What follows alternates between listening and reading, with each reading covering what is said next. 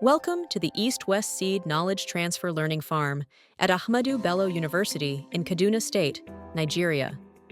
This dynamic farm serves as a knowledge hub for learning vegetable production. Here, students, farmers, and agricultural extension agents get hands-on experience with the latest farming techniques.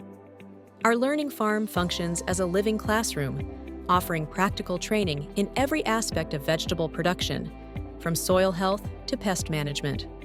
Through interactive workshops and demonstrations, participants learn how to maximize vegetable yields and improve crop quality. Our experts share valuable insights and innovative practices that are easy to implement. By bridging knowledge gaps and fostering sustainable practices, we empower farmers to grow better vegetables and achieve greater success.